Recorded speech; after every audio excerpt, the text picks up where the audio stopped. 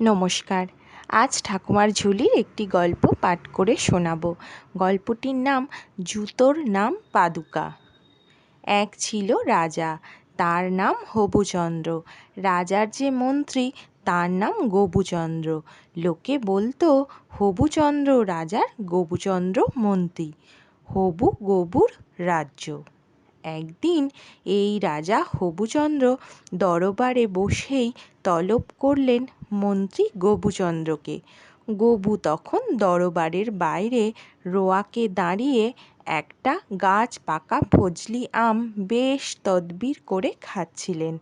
তার নাকের নিচে সুপুষ্ট গোঁফজোড়া আমের রসে এক্কেবারে জবজবে। কনুই বেয়ে আমের রস মাটিতে পড়ছে টস টস করে, সেটাও আবার জিভ দিয়ে মাঝে মাঝে চেটে খাচ্ছেন গবু, আর অনবরত বাঁ হাত নেড়ে নেড়ে ভন ভন করা মাছিকে তাড়াচ্ছেন। এমনি সময়ে প্রহরী গিয়ে করজোড়ে নিবেদন করল, হুজুর, মহারাজ আপনাকে তলব করেছেন। আমের আঁটির আঁশ দাঁতের ফাঁকে আটকে গিয়েছিল। মস্ত আঁটিটা লকপক করে ঝুলছিল ঠোঁটের নিচে। এই অবস্থায় গবুচন্দ্র ভুরু কুঁচকে তীব্র বিরক্তির সঙ্গে বলে উঠলেন, মজাটাই মাটি করলে। গবুচন্দ্র কথাটা বললেন বটে, কিন্তু আঁশ আর আঁটির জন্য কথাগুলো প্রহরী শুনতে পেল মটা মটা মালে। প্রহরীর কয়েক মুহূর্ত হাঁ করে তাকিয়ে থাকল, কি বলবে বুঝতে পারছিল না। গবুচন্দ্র মাছি তাড়াবার মতো করে বাঁ হাতের ইশারা করে জানালেন, সরে পড়ো। মন ভরা দুঃখ ও বিরক্তি নিয়ে গবুচন্দ্র আঁটিটাকে ফেলতে গিয়েই থমকে গেলেন। সর্বনাশ, এ যে রাজবাড়ির চত্বর, তার নিজের বাড়ি নয়। যেখানে সেখানে যা খুশি ফেললে মহারাজ রেগে গিয়ে তক্ষুনি শুলে চড়াবেন। কিছুক্ষণ বিমূঢ় হয়ে ভাবলেন গবুচন্দ্র। তারপর সরাত করে আঁটিটা ঝোলানো জোব্বার লম্বা পকেটে চালান করে দিলেন। রুমাল দিয়ে ভালো করে হাত, কনুই, মুখ, গোঁফ, নাক সব সাফ সুতরা করে দ্রুত পায়ে দরবারে এসে হাজির হলেন। এক ঝাঁক মাছিও আমের গন্ধে গন্ধে তাকে তাড়া করে দরবার পর্যন্ত উড়ে চলে এলো। রাজা হবুচন্দ্র মন্ত্রীকে দেখতে পেয়ে বলে উঠলেন, কোথায় থাকো, ডেকে পাওয়া যায় না? গবুচন্দ্র দুই হাত কচলে বললেন, আমি তো মহারাজ সর্বদাই হুজুরে হাজির। অনুগ্রহ করে আদেশ করুন। হবুচন্দ্র বললেন, হ্যাঁ, যে জন্য তলব করেছিলাম মনে পড়েছে। শোনো, আজ দরবারে এসে সিংহাসনে উঠবার সময় দেখলাম পায়ের তলায় এক রাশ ধুলো।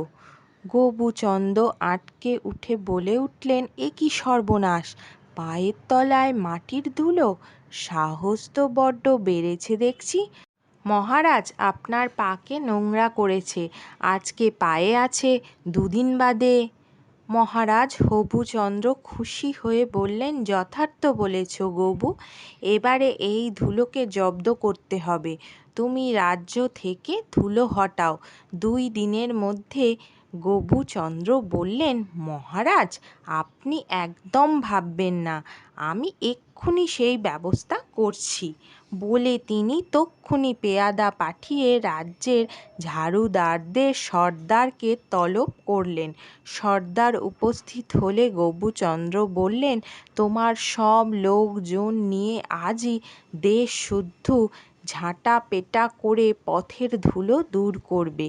কোথাও যেন এক কুচি ধুলো না থাকে। যে আজ্ঞে বলে সর্দার বিদায় নিল।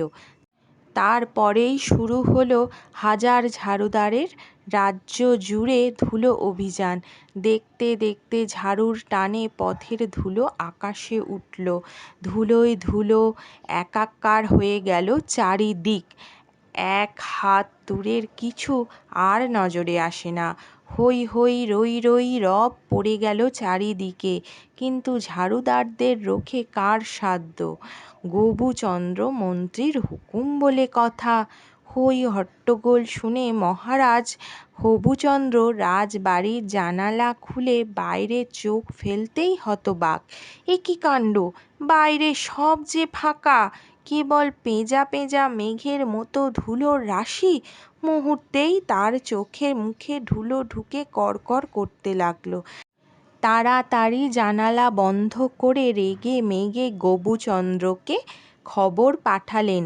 গবুচন্দ্র হাজির হলে চোখ কচলাতে কচলাতে হবুচন্দ্র বললেন, এসব কি আরম্ভ করেছ?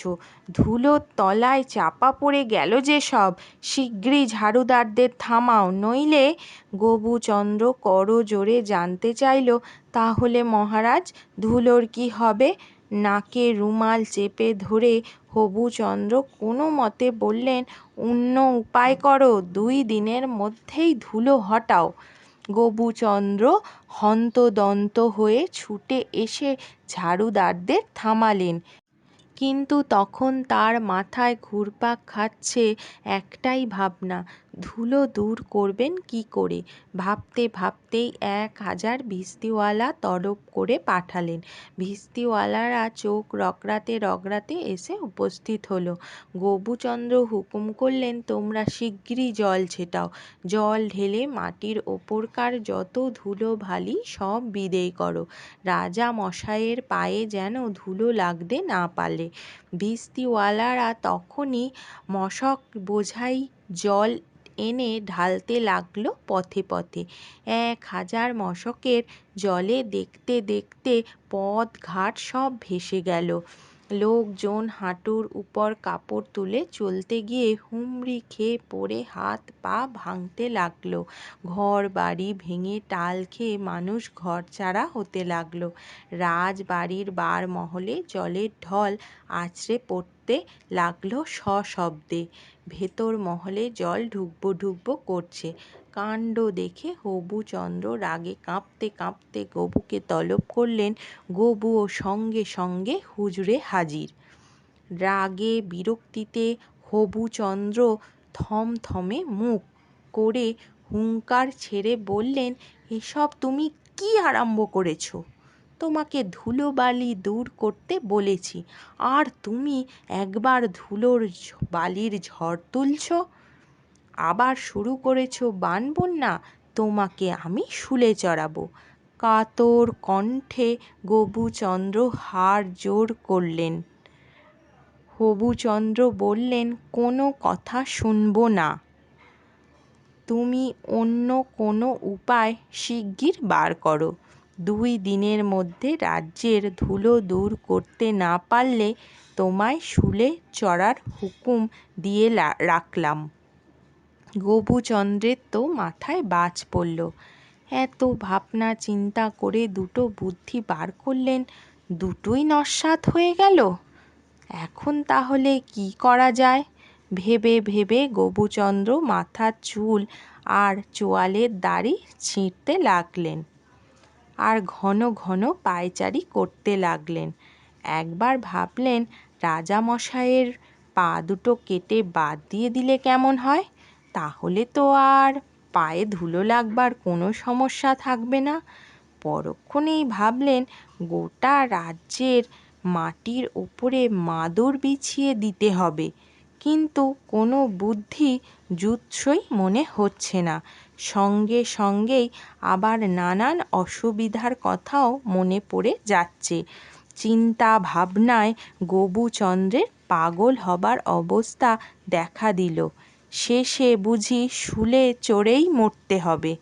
মহামন্ত্রীর যখন এমনি অবস্থা, সেই সময় ভৃত্য এসে খবর দিল, কে একটা লোক আপনার সঙ্গে দেখা করতে চায় হুজুর। গবুচন্দ্র বিরক্ত হলেও কি ভেবে বললেন, নিয়ে আয়। একটু পরেই মলিন চেহারার ছেঁড়া তাপ্পি পোশাক পরা একটা লোক এসে সামনে দাঁড়িয়ে উবু হয়ে গড় করল। লোকটার হাতে একটা চামড়ায় পাকানো লম্বা টুকরো, কাঁধে একটা কালি ঝুলি মাখা ঝোলা। গড় করে উঠে সে বলল, মন্ত্রীমশাই, আমাকে একবার রাজামশাইয়ের কাছে নিয়ে চলুন, আমি তার পায়ে ধুলো না লাগবার ব্যবস্থা করে দেব। কথাটা শুনেই গোপুচন্দ্র লাফিয়ে উঠলেন। সঙ্গে সঙ্গে বিশেষ ভাবনা চিন্তা না করেই বলে উঠলেন, চল চল, শিগগির চল। গোপুচন্দ্র লোকটাকে নিয়ে দরবারে এসে হাজির হলেন। কান পর্যন্ত মুখ ছাড়িয়ে হেসে বললেন, মহারাজ, পেয়ে গেছি, এই লোক আপনার পায়ে ধুলো না লাগাবার ব্যবস্থা করে দেবে। লোকটা হবুচন্দ্রকে মাটিতে মাথা ঠেকিয়ে গড় করে বলল, মহারাজ, দয়া করে আপনার পা দুটো এগিয়ে দেন। হবুচন্দ্র নিঃশব্দে সিংহাসন থেকে 2 পা টান টান করে এগিয়ে দিলেন। সেই লোকটা পাশে মেঝের ওপর বসে তার ঝোলা থেকে হাতুড়ি, বাটালি, ছুরি, পেরেক, ছুঁচ, সুতো বার করে আনল। তারপর হবুচন্দ্রের পায়ের পাতার মাপ মতো চামড়া কেটে কিছুক্ষণের মধ্যেই 2 পায়ে একজোড়া চটি পরিয়ে দিল। পরে বলল, মহারাজ, এবারে আপনি 2 পা হেঁটে দেখুন। হবুচন্দ্র অমনি দরবারের বাইরে বেরিয়ে গিয়ে বারান্দায় সাহস করে কয়েক পা হাঁটলেন। বারবার পা তুলে পরীক্ষা করে দেখলেন, না, পায়ের কোথাও কোনো ধুলো লাগেনি তো। খুশি হয়ে মুখ ভরা হাসি নিয়ে হবুচন্দ্র এসে সিংহাসনে বসলেন। বারবার পায়ের দিকে তাকিয়ে বলতে লাগলেন, বাবা, বেশ জিনিস করেছো তুমি, তোমার বুদ্ধি চৌখস, দেখছি মন্ত্রী হবার উপযুক্ত মানুষ বটে হে তুমি। বিপদ আঁচ করে সঙ্গে সঙ্গে পাশ থেকে গোপুচন্দ্র বলে উঠল, মহারাজ, ব্যাপারটা তো আমার মাথাতেই ছিল, এ বেটা নিশ্চয়ই জাদু জানে, নইলে টের পেল কি করে? হবুচন্দ্র কথা শুনে কেবল কটমট করে একবার মন্ত্রীর মুখের দিকে তাকালেন। আমার কথাটি ফুরোলো, নোটে গাছটি মুড়োলো। হ্যাঁ নোটে, তুমি মুড়োও কেন? তোমায় গরুতে খায় কেন? হ্যাঁ গরু, তুমি খাও কেন? তোমায় রাখাল চড়ায় না কেন? হ্যাঁ রাখাল, তুমি চড়াও না কেন? তোমার বউ ভাত দেয় না কেন? হ্যাঁ বউ, তুমি ভাত দাও না কেন? তোমার ছেলে কাঁদে কেন? হ্যাঁ ছেলে, তুমি কাঁদো কেন? খুদে পিঁপড়ে কামড়ায় কেন? হ্যাঁ পিঁপড়ে, তুমি কামড়াও কেন? কটুস কামড়, চটাস চাপড়। নমস্কার।